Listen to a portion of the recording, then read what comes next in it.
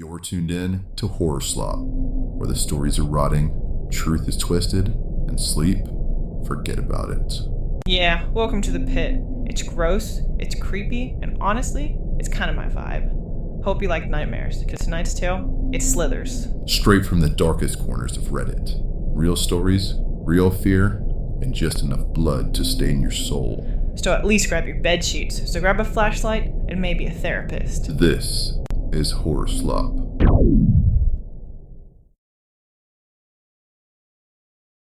And now the first descent. One story to open the night. Just enough to crack the door and let something in.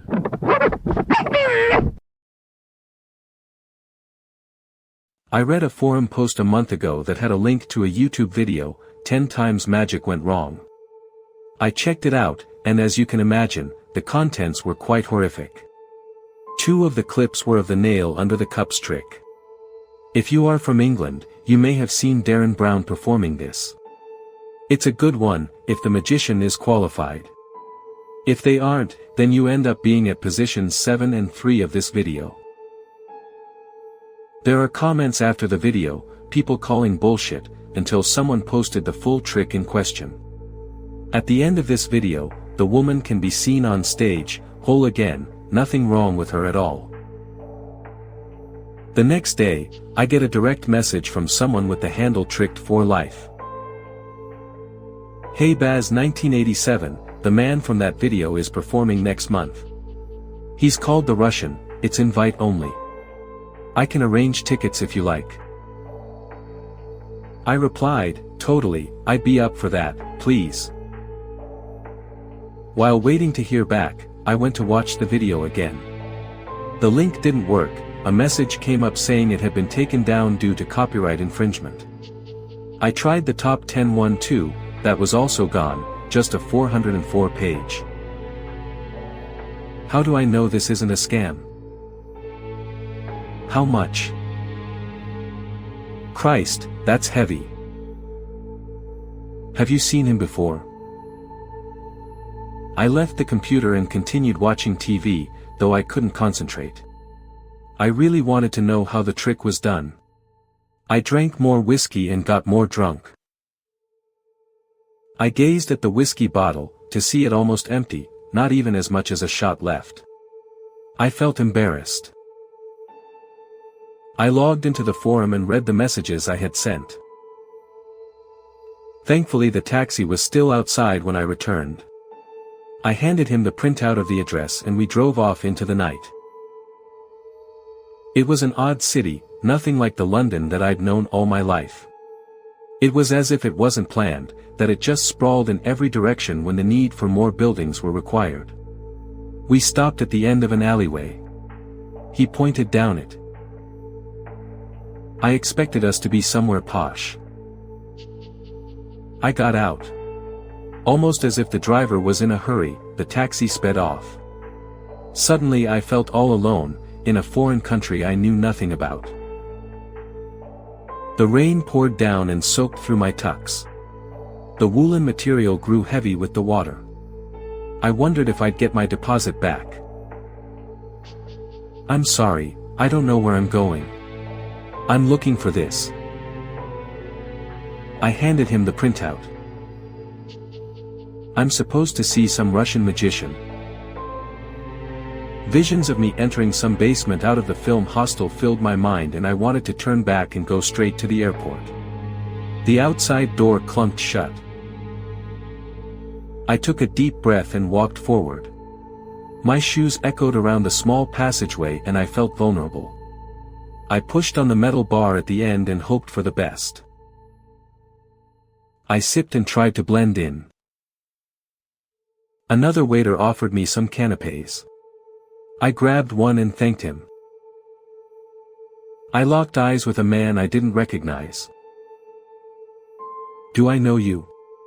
I asked. Tricked for life. I ordered your ticket. He turned. That's crazy, this is the real deal then. That's a bit ominous. He's the best of the best, who cares what he's called? We should go take our seats. The house lights went down and cheers erupted from the crowd. A spotlight lit the red velvet curtains. They waited for the crowd to die down before they opened. He smiled. No sudden flash of light to hide the switch of body parts with fakes, but no blood either. She was obviously a stooge. Are there any other women in the crowd? Another minute passed and banging could be heard from within. The man with the stopwatch brought his hand across his throat, signaling to end the performance. Someone ran on stage with an axe and the curtain was pulled away. The locks were still in place, but the tank was empty. The audience gasped. "Hello," rang out around the auditorium. I turned to see the Russian in the stalls above, dripping with water. "How did he do that then, Mr. Smart Guy?" Dan asked, clearly pleased with himself. "I have no idea," I said, clapping without even thinking about it. "There will be a 10-minute intermission before the second part of the show. Will guests with tickets," the announcer said, listing off numbers, "please make their way to the door at the side of the stage." "Me too, are you excited?" He grinned and grabbed my hand. "What's going on? Didn't you wonder why it was so expensive? We're part of the show." "You've done that before, though." "Of course, but mostly in front of children. At most 50 people. Not in a theater with over 400 containing some of the most respected magicians in the world." We waited at the back of the line of 8 people. A man checked tickets and one by one they were led backstage. Dan passed his ticket over, letting go of his grasp. I thought about leaving, but before I could, the man asked for mine and like a robot I handed it over. It was quiet backstage. "Oh shit, is that name redacted?" I said as the man approached. "Are you boys excited?" "Don't be nervous," Name Redacted said, "this is what we are all here for, right?" "I have no idea what's going on," I blurted out. "Don't listen to him," Dan said, "he's just scared." "And you should be, it's not very often that you're in the presence of a real magician. You know, someone who performs real magic."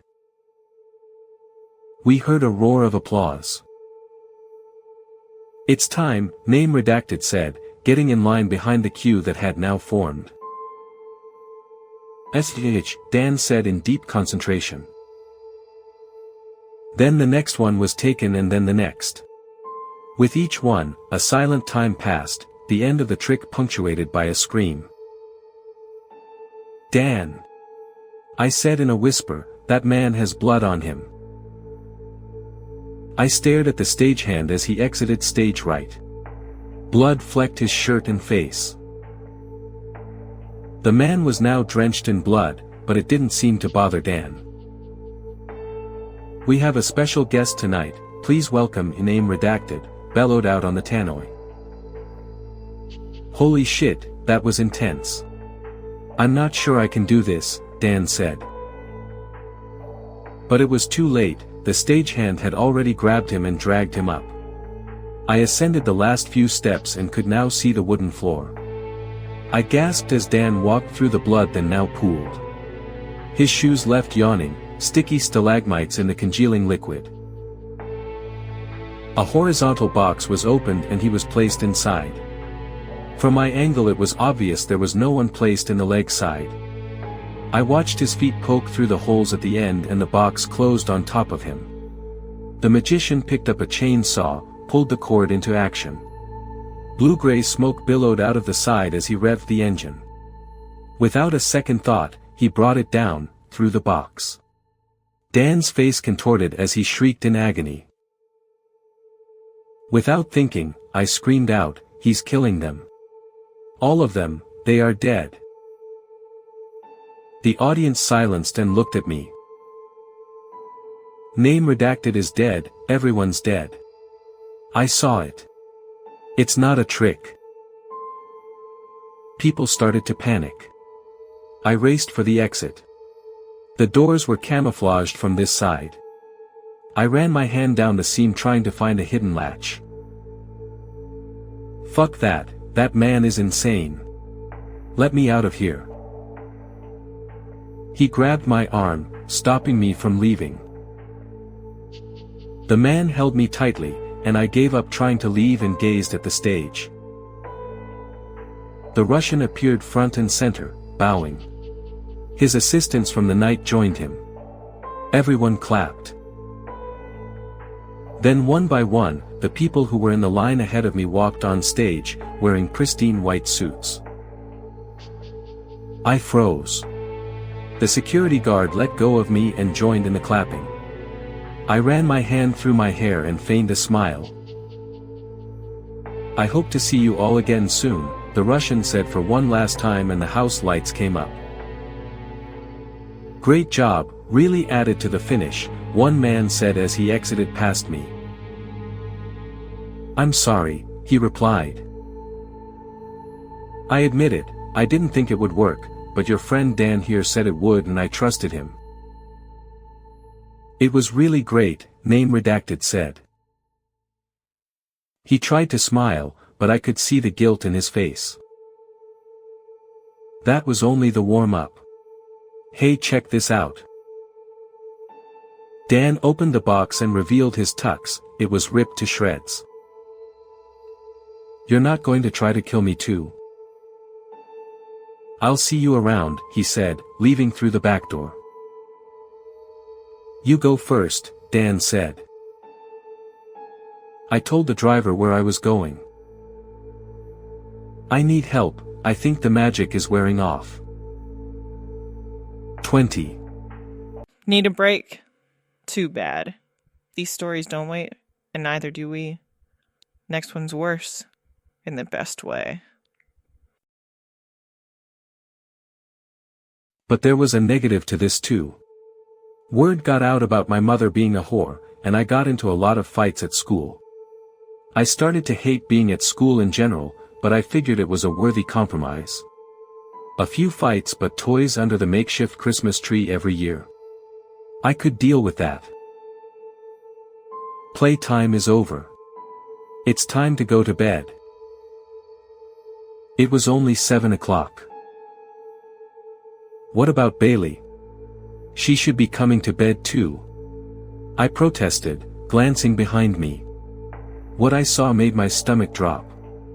The three men had surrounded Bailey, one of them kneeling down beside her, brushing her hair from her face. Bailey looked terrified, and looked in my direction. Mom! Mom, let Bailey come with me, Mom.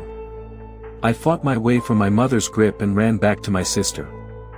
One of the men, who looked like he was a bodybuilder, was obviously frustrated and slugged me in the face.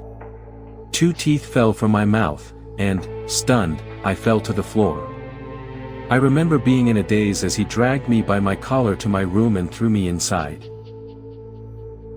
Bailey. I groaned, and I ran for my door. The man slammed it behind him, and I could hear him telling my mother, make sure he doesn't get out, from the other side. I yanked on the door but my mother had a firm grip of the knob on the other side. I pulled as hard as I could, but could not get out. I collapsed on the floor, panting. That was when the screaming started. Whew, telling gave me chills. But hey, we're just getting started. The next one's sharper. You'll see. The Family Experiment, by Polonium Poisoning. Sociology always fascinated me, and, after decades of writing books and being a professor, I was lucky to become part of a team funded by very important corporations to create a daring experiment. We wanted to know what happens when you isolate a common family from the entire world. The structure for the study was amazing, courtesy of a very high budget. we had an entire house built inside the facilities and did a few long, meticulous interviews to select our subjects. The sponsors urged us to believe we saved a family from being homeless, but every time I remember what happened, I believe it less and less. Here are the most relevant parts of the log that we researchers collectively kept. We took turns surveilling the subjects 24 hours per day and in every room of the house. There were 3 8-hour shifts, each including a sociologist, a psychiatrist, and a few assistants. I may have inserted a few extra pieces of information to help you understand better the whole story. Also, we called the subjects by numbers, to avoid humanizing them too much, but I'm transcribing their real names. In time, you'll understand why.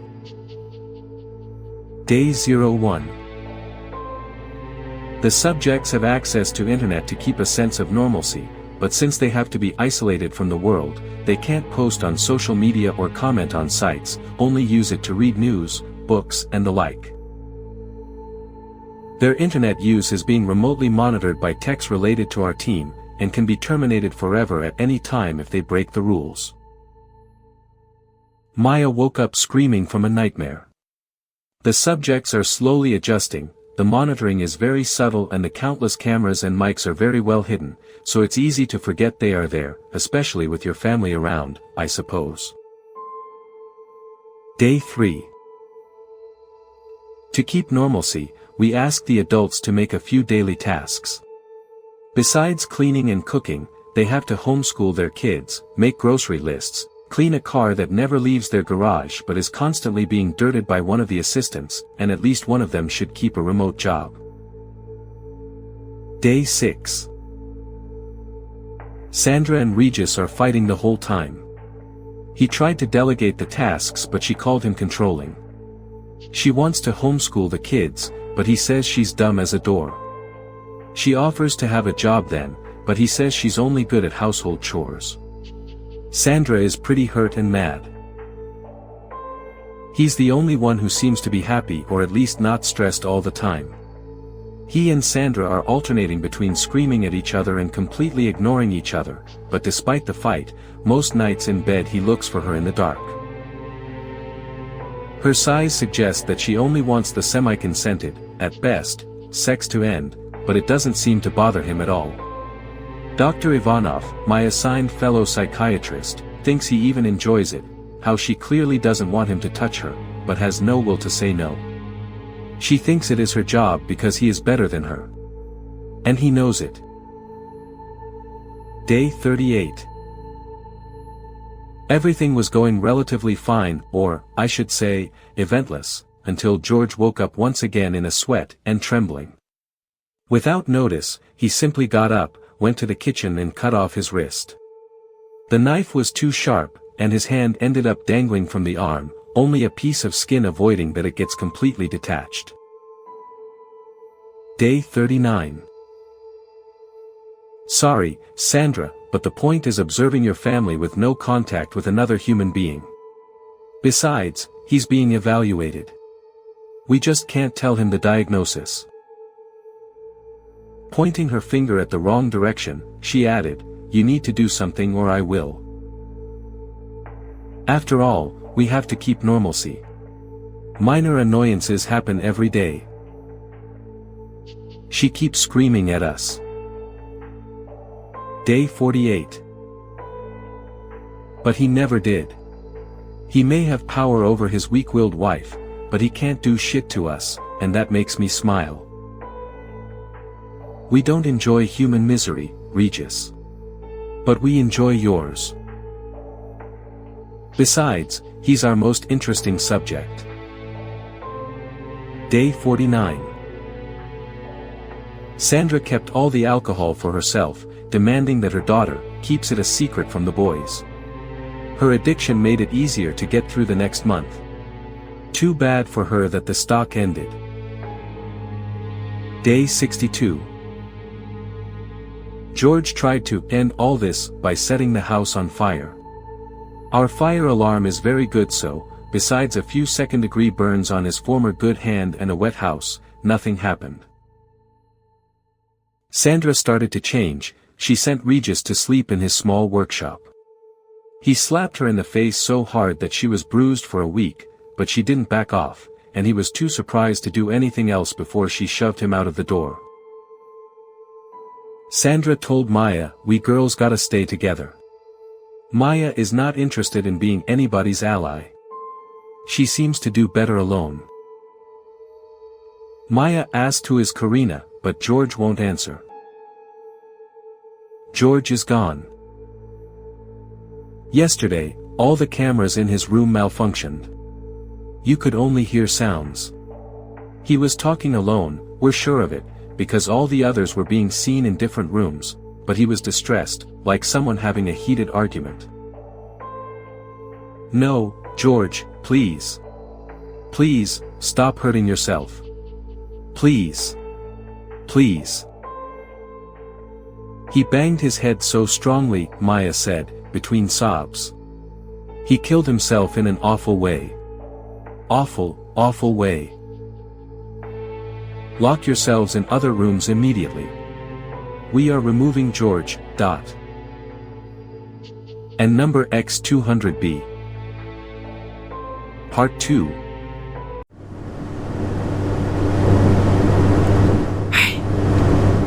You feel that? That weird pressure in the room? Yeah. That's the algorithm. It knows you're watching, and it gets real cranky when you don't feed it. A simple ritual helps. Click the little thumbs up, tap subscribe, say its name 3 times into your phone mic. Kidding, probably. Engagement appeases the darkness. You know what to do. Good, human. Now, back to the horror. Please don't play the face game, by Beardify. The face game can be played by 4 or more people. If any sources of light or observers are present, the game will fail. The player in the center is called the judge. In the center of the circle, the judge spins counterclockwise, while the pretenders rotate clockwise around them. The players continue to spin until the judge announces in a loud voice, I wonder, whose face will I find?" The pretenders then freeze and take 3 steps backward, widening the circle. If the judge touches any part of a pretender apart from their face, or if a pretender moves or speaks, the game fails. This face belongs to the pretender's full, true name. If the judge is incorrect, the face game ends. Otherwise, the game continues, and the judge approaches the next pretender. If a pretender successfully deceives the judge, the pretenders win, and the face game ends. There is, however, a third possible outcome. The judge must take their time with the face of the outsider, being sure to touch every part. The pretenders must remain in their places.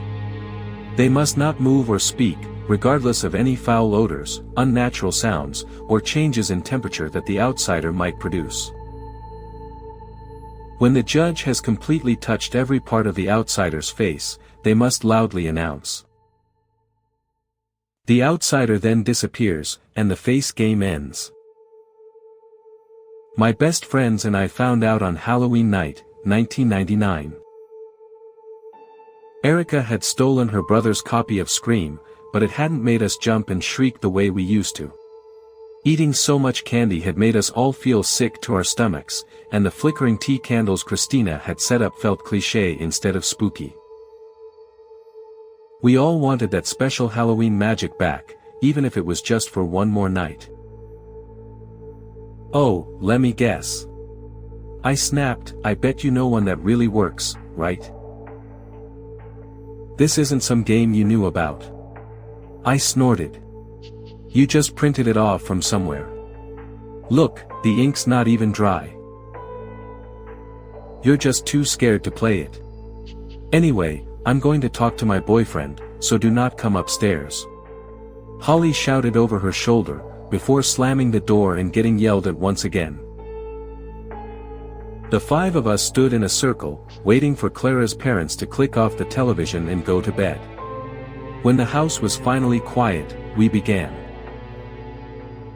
It had looked easy on paper, but spinning in circles in Clara's stuffy, pitch-black basement went to my head immediately. I had barely twirled 5 times when the floor began to feel wobbly beneath my feet. I wonder whose face will I find? I shouted queasily, starting the game. When my fingers touched flesh, I nearly shrieked. This face belongs to Amy Leanne McCade. This face belongs to Clara Simmons. Wrong. Christina laughed. Sudden footsteps, a banged knee, cursing. Kelsey flipped the lights back on. I was standing in front of Christina, Clara was after her the circle. The darkness had made me more sensitive to smell, I supposed, and besides, I'd figured that only Clara would try to trip me up. I'd forgotten how sneaky Christina could be. Well, since you won, Christina, why don't you be judge next? I challenged her. Christina just shrugged. I realized that none of the others understand what I was so angry about. They didn't understand the tension and fear that came with being the judge, that weird sensation of touching a suddenly unfamiliar face in the dark. I wonder, whose face will I find? Christina sighed in a sing-song voice. We froze. After taking 3 steps back, that feeling was back, the sensation of being alone in the universe. There was nothing to do but wait for hands to touch my face. This face belongs to Clara Simmons. Clara groaned, Christina moved on. She barely took 2 minutes to identify the next pretender. This face belongs to Erica Rebecca Moss. Suddenly, Christina gasped. Then, silence. What was taking her so long? And when had Clara's basement gotten so cold? If a pretender moves or speaks, the outsider wins the face game. I do not know whose face this is, Christina sobbed, but, surely, it is the most argh. I couldn't take any more. I didn't care what happened after the game ended, it just had to stop. I stumbled forward into the pitch blackness, feeling for the light switch. I should have slipped on bean bags and candy wrappers, or slammed into the basement furniture. I should have found the stairs. But the darkness seemed to go on forever. Clara? Christina?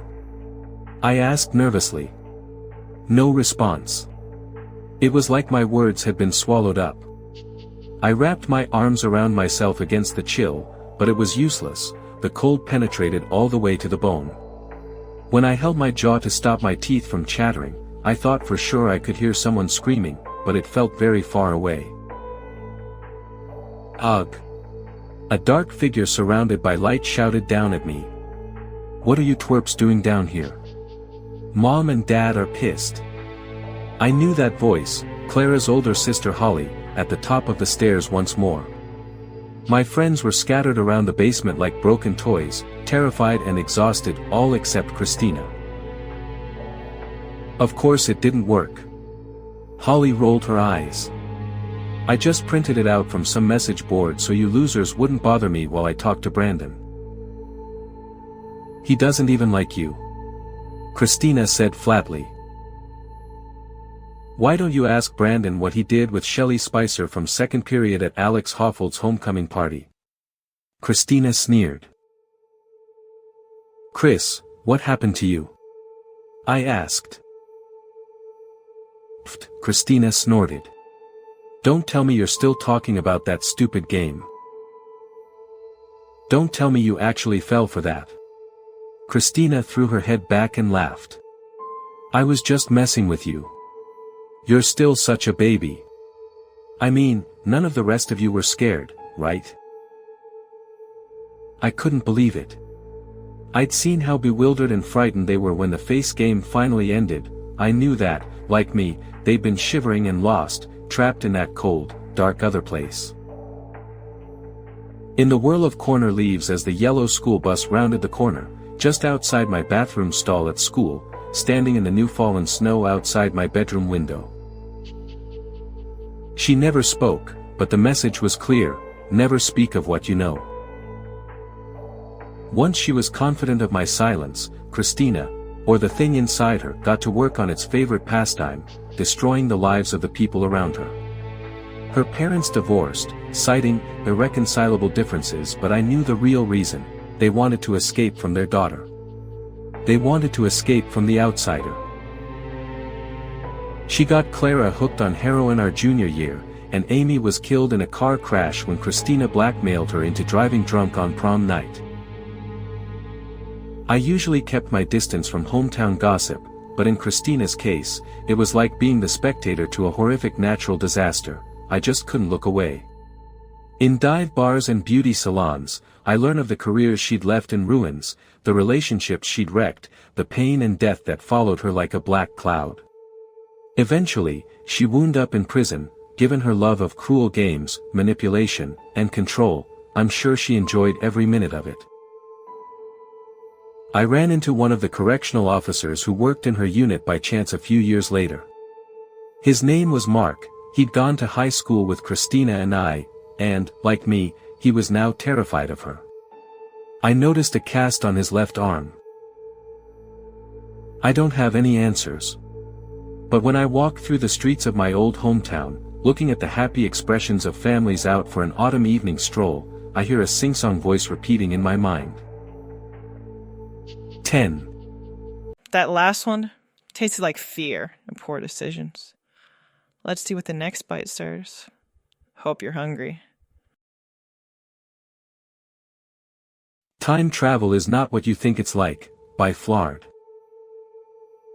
They approached me and asked if I'd like to take part in an experiment in exchange for my tuition being paid for. I only had a year left in school, but those 2 semesters were going to cost me $32,000. So, of course I said yes. When I asked what the experiment was, they told me it was extremely secretive. I would be finding out details the day of, then I could decide to back out if I didn't want to participate. The bus parked in a small, maybe half-acre stretch of grass. The grass was freshly mowed, and I could tell by sight and smell. The alcove of grass was enclosed by large trees from the surrounding forest. As we got off the bus one by one, we could see that in the center of the clearing was a building. It had one very large window on one side, basically encompassing that entire wall. Every other wall was black on the outside, and I could see through the window that the inside was painted white. There was a large, silver, metal ring that surrounded the house. It came about 3 inches off the freshly mowed grass, was a foot wide, and had lights coming from drilled holes all the way around it. "Watch your step, and please do not step on top of this ring," the same man said. "Once we get inside, just go ahead and take a seat." After we all took our seats, the man introduced himself. "Alrighty, welcome, welcome. My name is Dr. Olson.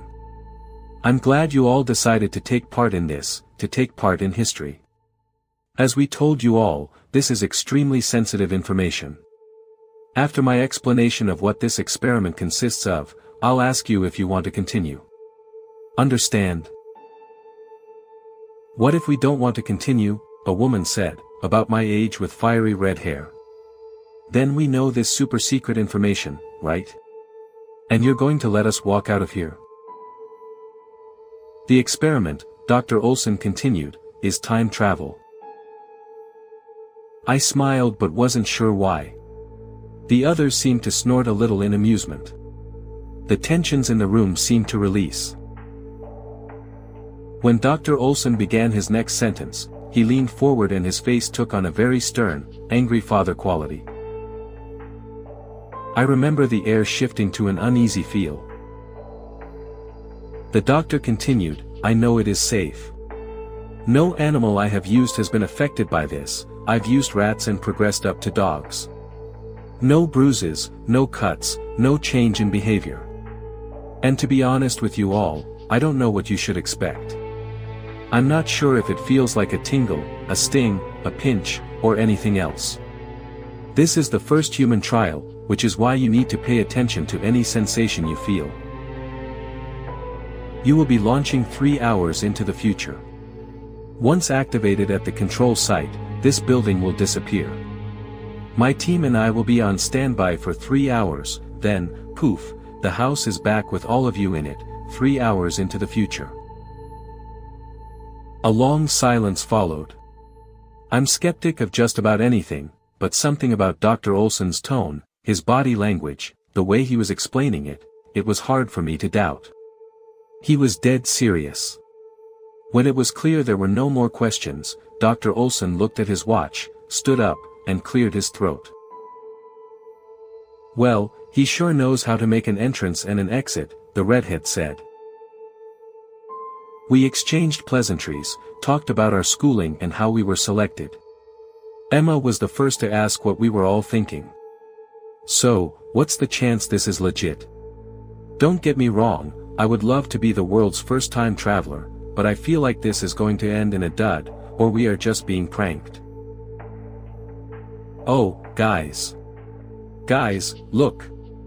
Emma was staring out the large window. The ring that surrounded the building was slowly getting brighter. It looked like 100 laser pointers slowly brightening, shining up into the overcast sky. Does this mean we are in the 2-minute warm-up? I said, already knowing the answer. Mine too. Same. Outside the window was nothing, not nighttime, not black, not pitch black, nothing. It almost had a color to it, but one I cannot explain. It gave off no light. It was the color that a blind man sees. It was the color of our sleeping nights in between dreams. It was the color of death. It was nothing. We all kind of looked around after about a minute of silence, all staring out the same window into a void of absence. I don't, I began. Fuck, what the fuck is happening? Emma began to panic. She wasn't wrong. Our peaceful still was broken with Ryan's words, Clark. Emma. There's something out there. Out there. I can see things. Your mind is playing tricks on you.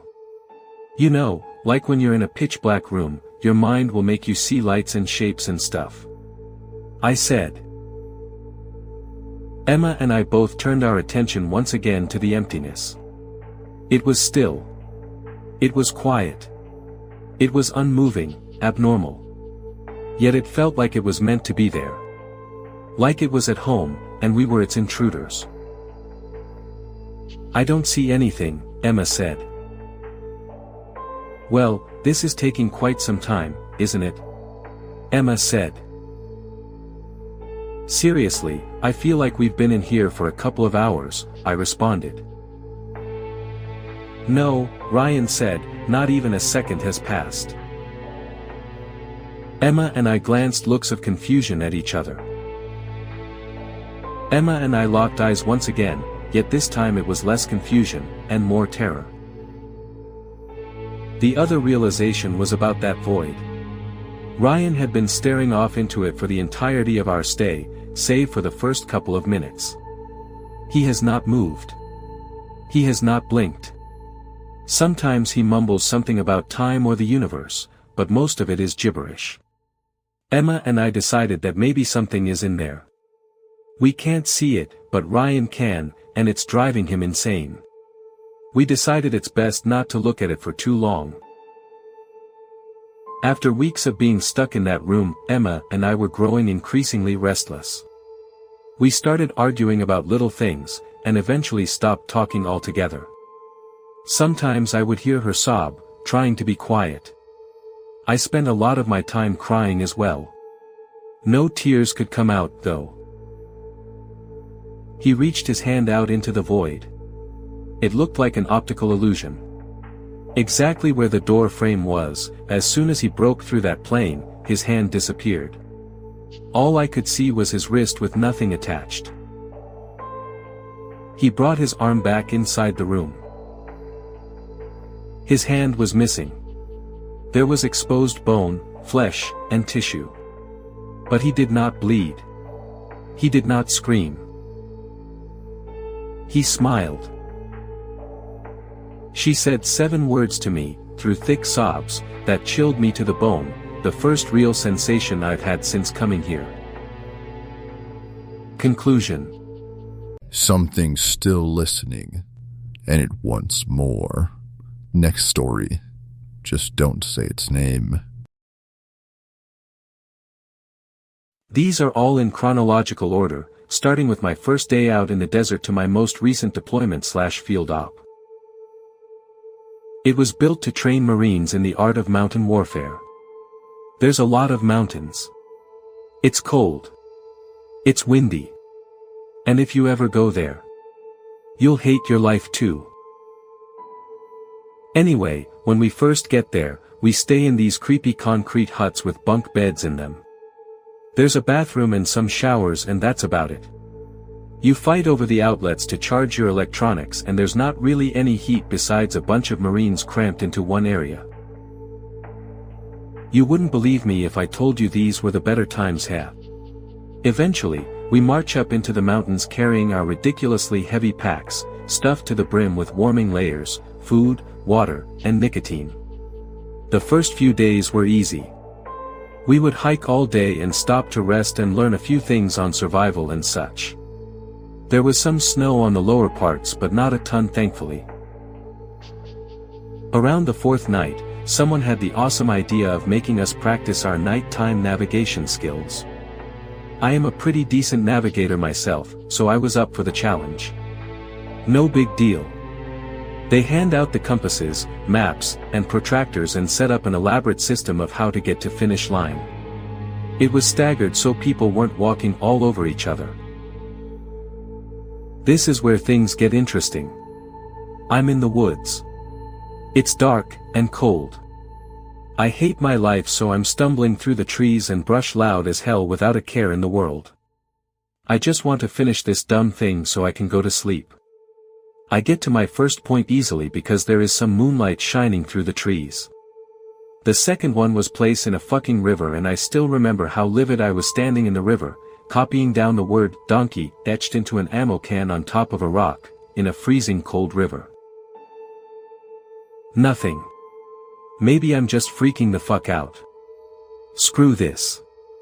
I keep walking. 10 minutes later and I get the same feeling.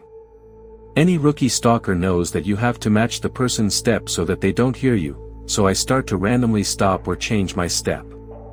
After a few wholehearted tries, I don't hear any footsteps, but I do hear breathing.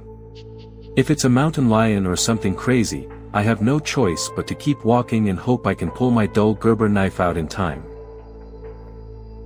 Nothing else happens that night. Everyone else gives up and just uses the roads to make it to camp. Those who don't make it back are told to walk towards the sound of a beeping horn. Funny.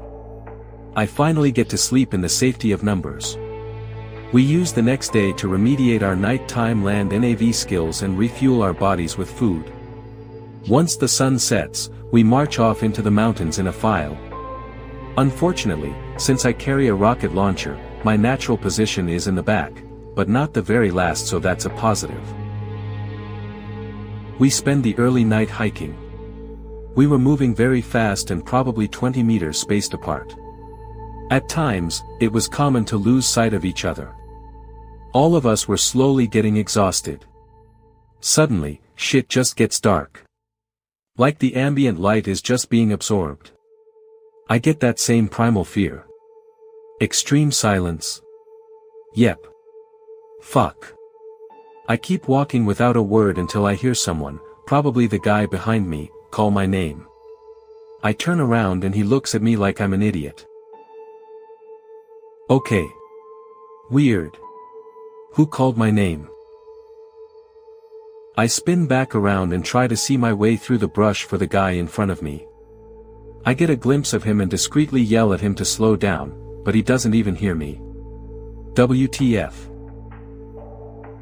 About the same time, I hear from behind me, "Dude, what the fuck is th dash?" I heard a light rustling of leaves and some twigs, but that's it. I run back maybe 15 meters, which isn't far, but at night it is. There's nothing but his pack on the ground and his rifle. I call out his name. Nothing. I reach for my radio. It's dead. I turn on both of my flashlights. Dead. Fuck. Fuck. Fuck. I start yelling. I blow my rape whistle that they made me pack. Nothing. Bonus picture. Snap this on day 3 as we were ascending upwards to give you an idea of how thick things can get, plus visualize stuff. Alright, quick break before our next story. Let's check in with our resident spooky dude. Hey, you ever smile, or is your face just stuck that way? I smiled once. The sky bled. A child vanished. Never again. Okay, drama. Maybe next time just try a dad joke. Knock knock. They never made it to the door. Wow. Fine, stay moody. Anyways, back to the darkness. This next one's got teeth. Emergency alert. This is a message to the citizens of Newport. Do not leave your homes, stay inside and don't open the door to anyone, not even your own family or friends. This is not a test, stay inside. Turn off the lights. What is this? My dad finally asked. I'm calling the police, Dad said as he dialed the number. It started to ring, and Dad put the phone on speaker. But, instead of a person picking up, he just received an automated message. We're experiencing heavy call volumes at this time. Please, do not hang up, you will be redirected to one of our dispatchers shortly. What is going on? Mom asked. Dad waited patiently as David went silent on the other end of the line. A few seconds passed, and another beep could be heard from my dad's phone, signifying that we'd received a picture.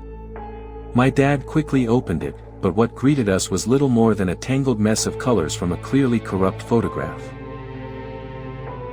Yeah, it doesn't work, the camera won't save the pictures correctly. A loud screech took over the line, shoving us all to the ground as we held our hands tightly over our ears. Though it came from the phone, it was an impossible sound that should have blown the speakers to smithereens in a second. Once the sound had subsided, we could still hear someone frantically breathing on the other end. David, what happened? They killed them all. They shot them with these weapons, just shredded them to pieces. That's he stuttered. David, you need to hide. Dad yelled. But, they're just standing there, it's like they're frozen in place. I don't understand, why are they doing this, why are they, his words froze in his throat. Oh, my God. They saw me, they're coming towards me, there. One of the neighbors' doors shut open, and the Johnsons came running towards the military, thinking they were finally safe. But, no sooner had they been spotted by the marching creatures, before they lifted their weapons. The same screech filled the neighborhood, almost knocking me to the ground as the air literally started to vibrate. The family screamed in agony for a moment, but within seconds, their bodies just started disintegrating, until all that was left was a pile of flesh that resembled minced meat. Do you want to die? Keep your mouth shut, he whispered. Sleeping yet? Didn't think so. Next story's up. And yeah, it's worse. You're welcome. I was sitting alone in the kitchen eating a plate of peanut butter and crackers. One by one she took off her large rubber boots, then unzipped her body-length polypropylene coveralls.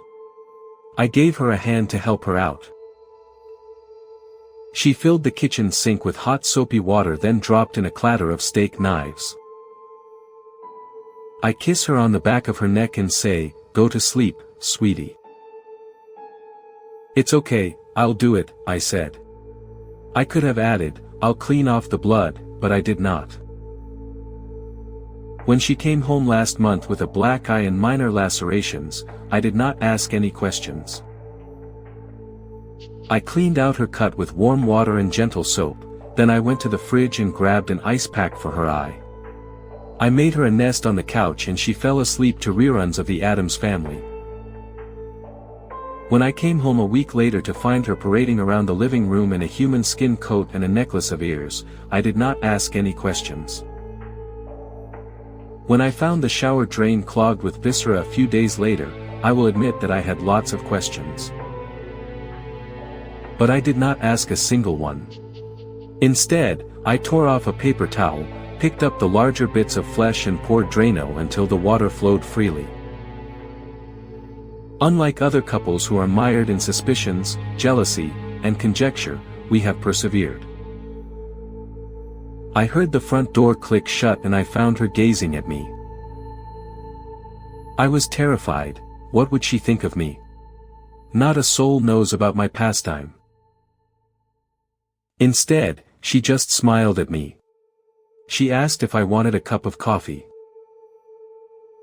I mumbled, "Yes please," and she disappeared into the kitchen. I quickly finished the ritual, mopped up the blood, and placed the bodies in our garage freezer. She did not ask anything about the pentagram or the bodies. I thought she would have commented on the metal skewers or the electric cables. I could not think of a better way to spend an evening. Anyway, let's lighten the mood with something fun and... Nah, just kidding. It gets worse. Hit it. I exited my car and walked to the front of the jail. The cool breeze blew my black hair out from its combed resting place. My gray suit kept the breeze from my body and my new leather loafers kept the puddles from my socks. My attire was a physical expression of my education and authority. "What's your business here, sir?"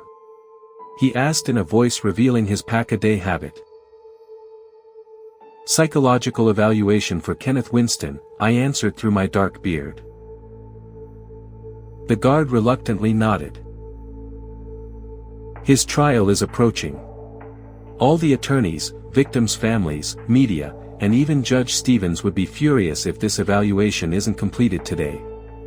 My schedule is booked for the next month, but I'm sure Kenneth's schedule is open right now," I say, ending with a small laugh. The guard looked me up and down. "You know what he did. My work is crucial in making sure he can't do it again. Without this eval he could be a free man soon." "Visitor for Winston, psych eval," he calls out on his walkie-talkie.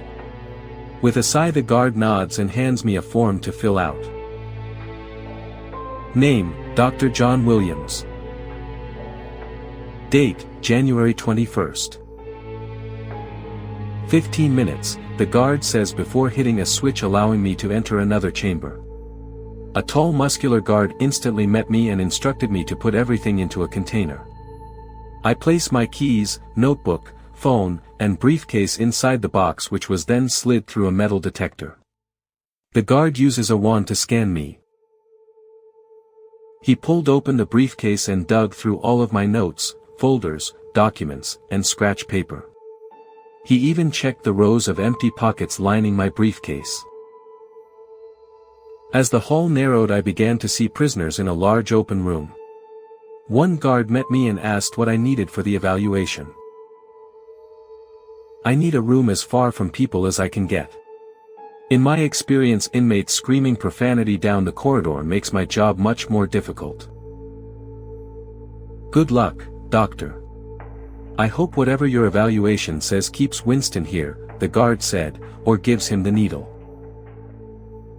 The guard left and I sat in silence for a while to collect my thoughts.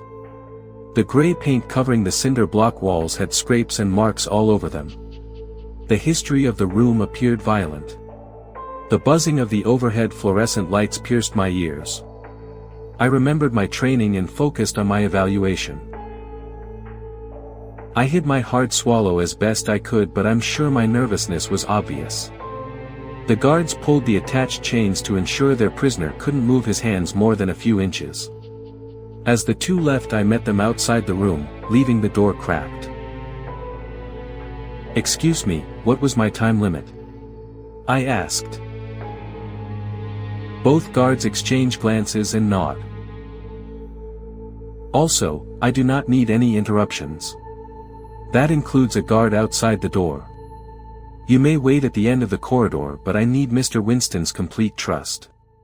In my experience, a prisoner will not talk if they even sense a guard nearby." They nod again. One whispers in my ear, "All us guards, hell, even most of the prisoners, are rooting for the death penalty." Then walk down the hall and out of sight. "You ain't my attorney." "Do I know you?" he asked. I get nervous as he scans my face. What could he be thinking? I'm assuming the same thing a lion thinks when staring at a zebra. "We haven't much time.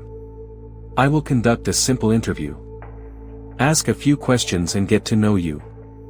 First, let's discuss your actions over the last few years. Let's begin," I say, pulling out a folder full of paper.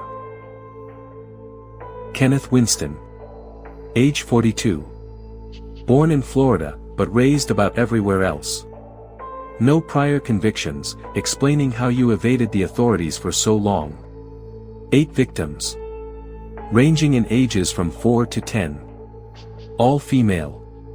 You raped them, beat them, then strangled them. Allegedly, he interrupted with a grin. The comment made my blood boil, but I kept my composure. It wasn't a full smile, but a majority of one that lifted his cheeks into his eyes. In solitary confinement, he didn't have someone to share his memories with, except maybe a mouse or two. He twisted in his seat with anticipation. The look in his green eyes was clear. This monster wanted to brag. "Let's say I did these things, now what?" he asked. "Just talk." "I'll start with this," I said, pulling a photograph out of my briefcase and setting it down in front of him. "Angela Johnson," he smirked, "I remember her. I was working in Atlanta at the time. Every day to work I passed by a playground. She was an angel. So one day I made her my little Georgia peach." I pulled out another photograph and placed it directly in front of him. "Ah, Lindsay, Yeah. She was a fighter. Dallas is a big city. She was lost for weeks. They thought she ran away." He lowered his head and cut his eyes at me. "She didn't." "What about her?" I asked after pulling out an image of a 7-year-old girl with blonde hair. "A little over a year ago I had just moved to New Orleans. I saw groups of kids waiting for the bus. No adults. Well, none that were paying attention anyway. I remember her yellow dress, her yellow hair." He stopped when I wiped a tear from my eye. He laughed. "You sure ain't much of a man, Doc. I ain't even got to the juicy stuff yet. First, before I say anything too revealing, I need to call my lawyer." "Your attorney has already been contacted. I called him personally, and since nothing can be used against you, he didn't need to be dash." "He?" Winston asked, confused. "My new attorney is a woman." Our eyes meet. Instead of pistols, we draw stares in our duel against one another. His eyes narrow while the gears in his head turn. I know he will piece it together soon, so I open my notebook. His green eyes stared up at me with confusion until I removed my wig, glasses, and fake beard. I was telling him the truth when I said we had met before. It was months ago in court when I gave my testimony. He mumbled something through the tape that was unintelligible, but I knew what he said. Anthony Lawson. Retired Navy SEAL. Father to a murdered daughter. I was not going to let Kenneth Winston get off on a technicality or have my taxes pay for the monster's food and shelter in prison. The average wait time for a death row inmate is 15 years. After I finished my business, I had 5 minutes left before security would check on me. I removed the plastic suit and stuffed it into my briefcase. After quickly putting on my suit, wig, glasses, and beard, I left the room and approached the guard at the end of the hall. The cops interviewed everyone. No one budged. Everyone stuck with the story we had rehearsed. I had been at the house all day and never left. The man in the video footage can't be me since I do not have black hair, a beard, or wear glasses. No evidence was found. The cops were pissed and some argued the prison guards could identify me, but I knew it wouldn't hold up in court. I even signed everything at the prison using fake information and in the sloppiest handwriting possible. Still here? Aw, look at you. Brave little meatbag. Too late to back down now. Next story's already watching. I Killed Something Invisible and I Don't Know What to Do, by Scary Max. But it wasn't just that. There was a wrongness in my apartment. The floor creaked randomly. One day I found a large handprint on my mirror that hadn't been there when I left for work in the morning. There was an odor, too, one I'd only smelled at funeral homes before. Go away. I screamed as footsteps retreated into the distance. I tried to look online, but I couldn't find anything like the needle. Then, in the middle of my next search, my router went out. The sounds mostly came at night, but then things started happening in the daytime too. A pair of my running sneakers disappeared right after a jog. And then, when I was showering, I heard someone whisper, "Oh my God, you're so beautiful." There was a hacking cough. And then a voice begging. "Wait. Please. Don't. I love you." I emptied the rest of the clip and the voice was gone. There's a warm wet pool on my bedroom floor now. I've been trying to mop it up, but it's hard, because there's nothing to see. Then there's the invisible thing. It's a little bigger than me, and I'm not sure how I'll possibly lift it. A few minutes ago, as I was looking for my mop in the garage, another strange thing happened. My front door slowly opened and closed. I heard a few sets of footsteps enter. They walked to my bedroom. Since then, I've been hearing the sound of tape unrolling and bottles spraying. And now, as the hour gets cold, and the shadows stretch long into the corners of your room, it's time. Yeah. Chew the spooky violin. But seriously, this next one? Even I didn't sleep after hearing it. I've claimed something coming from you. What? Just because I sleep in a coffin and collect cursed dolls? Among other things. This is the final descent for the night. One last story, dragged up from the depths of the disturbed and deranged. Go ahead. Turn off the lights. We dare you. This is HorrorSlop.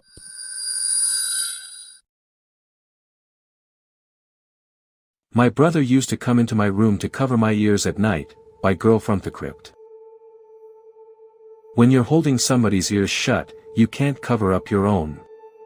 I didn't realize that for a long time. I'm writing this to get it out of my system, off my chest so to speak. It's a Hail Mary effort for sure, but maybe I'll get some good advice out of this. My big brother Braun used to come into my room late at night when I was little. The visits seemed random but would happen at least once every 3 months. I was and still am a very light sleeper, so I would wake up instantly whenever he'd open the door. He would place his finger over his lips before sitting down on the bed with me. Then, he'd pull me close and place his hands over both my ears. We would sit like this for around an hour each time before he would eventually let go of me and go back to his own room. I could have just asked Braun what he was doing. But that's not really how a kid's mind works, or at least it wasn't how my mind worked. The way I saw it, I had to make an effort to figure this out on my own, like all those clever young detective nerds on TV. I really did feel a little like an investigator or a secret agent of sorts. That's childhood innocence for you. For a long time, my search for answers yielded no results. I never quite gave up on it though. Over the years, yes, this went on for years, I got better at sneaking around the house unnoticed. I learned how to walk without making any sound whatsoever. I would creep up to Braun's bedroom late at night sometimes and peek in through the keyhole. From what little I could tell by watching him, he never got up to anything suspicious either. So if it wasn't Mom and Dad fighting and if Braun wasn't being crazy, what was going on? During that time, I had taken a new approach to the whole matter. I was aware Braun would visit me every other month, which meant that on these special nights, something happened in our house or at least an earshot of it. Braun obviously knew and had kept it from me, very successfully thus far. However, if I were to get a head start on him, I might have a chance of finding out. All I'd have to do was hide somewhere around the house, somewhere outside my room where Braun wouldn't find me. Of course I didn't know where this weird mystery thing would be transpiring, so I had to pick hiding spots at random and just hope I'd be lucky enough to get a good view. If not, I knew I'd at least hear it. The downside of this plan was that since Braun's visits didn't come at a set schedule, I'd have to hide every single night and just wait for something to happen. Worse yet, I needed to be extremely cautious. If I got caught once, my entire mission might end up being compromised. If Braun knew I was onto him, he'd probably lock me up in my room from then on or something. Either way, there were two hiding spots I deemed suitable. I decided to switch between them every night to maximize my chances of witnessing the event. One was the cupboard underneath the kitchen sink. I've always been flexible, so even as a lanky 11-year-old, I could fit myself in there without any difficulties. Then, I would simply keep the door open a crack and peer outside. From there, I had an excellent view of the kitchen and half of the dining room. The other spot was on top of the tall closet in the upstairs hallway. This lovely piece of old furniture was placed facing the staircase that led up to our bedrooms from the living room downstairs. It was where we stored all of our blankets, bed sheets, and towels, so any one of us could simply walk out from their room or the bathroom to take what they needed. Very accessible. The good thing was that there would always be blankets lying on top of the closet too, so if I hid underneath those, I'd have a good view of almost the entire living room as well as the front door. On top of that, with a bit of quiet maneuvering, I'd be able to tell what was going on in the hallway as well. The only thing I could not see at all was the kitchen and the dining room. And then, the night came and it finally happened. I was hiding on top of the closet. I'm not sure if I should be lucky I did. On the one hand, if I'd been hiding in the kitchen, I would have seen little of what went down, but on the other hand, I really wish I hadn't seen half of what went down. Wah, that's all the man could say before Dad wrapped his arm around him from behind and pressed his hand over his mouth. He was holding something white, like a handkerchief maybe. He stuffed it into the guy's mouth. The stranger tried to reach up and remove Dad's arm, but my father didn't let go. I stared at them in shock, unable to move. This wasn't really happening, was it? April? He uttered. April, are you asleep? Still nothing, of course. I stayed as silent as I could, hidden safely beneath the sheets. Meanwhile, the stranger was weeping quietly downstairs, his voice muffled by the gag Dad had stuffed into his mouth. My parents were staying still, like they were listening in on what was happening upstairs. After some thinking, Braun raised his fist and banged it against the door with such force the whole floor seemed to shake. I winced. My older brother then leaned against the door, pressing his ear to it. After a few seconds, he shook his head and went back downstairs. With that, he grabbed the stranger by the neck and slammed his head down against the banister. It collided with a loud thump. I pressed my hand over my mouth. The man's head left a red stain on the wood and his body fell limp, folding over the staircase. Dad picked him up and proceeded to drag him off into the part of the living room I couldn't see. Mom smiled at Braun and patted his shoulder. "Sweetie, can you wipe that off for me? Come join us when you're done." My brother nodded, and while Mom walked after Dad, he went into the kitchen. He returned with a wet cleaning rag and started to work on the stain. Afterwards, he made his way back to our parents. I had no idea where they had gone exactly, but I figured it was the basement. They had probably exited through the back door. Once everything was silent, I slid off the closet and went back into my room. I laid down in bed and stayed there until morning, despite being wide awake. I didn't run for the police or a neighbor. I didn't tell anyone a thing. In fact, I didn't talk at all. I would not open my mouth to utter a single word for 4 entire weeks after that night. At school, I didn't participate. I didn't talk to my friends or my brother or my parents. It was obvious to my family that something was wrong and they'd try to get me to tell them, but I stayed quiet. I don't know why exactly I didn't speak. Sometimes I actually wanted to, but when I'd open my mouth, my mind would suddenly empty and it felt like I had completely forgotten every word that had ever existed. That entire time, I knew I had to tell somebody, but I didn't know how. I was scared that the cops wouldn't take me seriously. I figured maybe I could turn to a teacher first, but I was afraid they wouldn't believe me and tell my parents. For weeks later, the police were at our door. I hadn't been the one to inform them and I felt terrible about it, but I couldn't have been happier. I saw them from my window as their cars pulled up outside our house. I started to cry then. I knew I should have said something sooner, and at the time, the guilt was killing me. With every day that I had kept my mouth shut, I had been scared they would bring home another one, that someone else was going to die and that it'd be my fault for not doing anything. They didn't get anyone else before they were caught though. It was over and I was so damn happy. I'm not sure how exactly the police or whoever was on it at the time found out my parents were the ones responsible for 23 disappearances, and not just around town either. They had lured in both men and women, killed them and stripped them of their cash and belongings.